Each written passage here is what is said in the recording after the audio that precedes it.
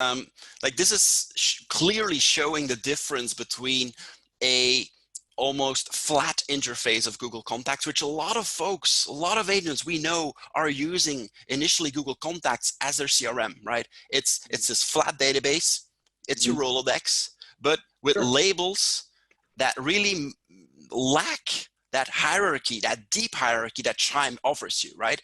That this is like what blows people's minds as they move from Google Contacts into an environment like Chime, where all of a sudden they can not only use labels, which are tags, but then also apply some depth in that with groups, move people into stages, into pipelines.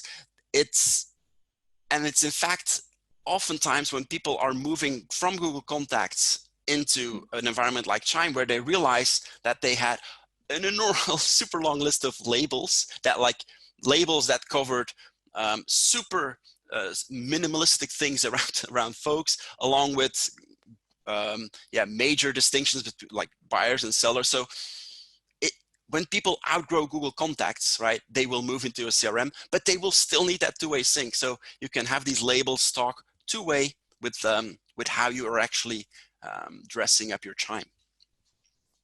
And what I think is important to point out here is that in this industry, there's a lot of pain around learning new behaviors, right?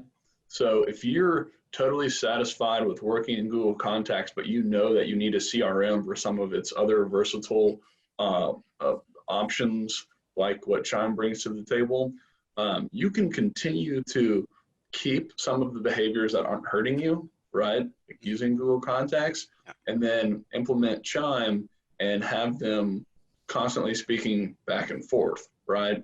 But until Google comes up with a IDX property search site for you, you're probably going to need to keep using Chime for that, right? And various other features.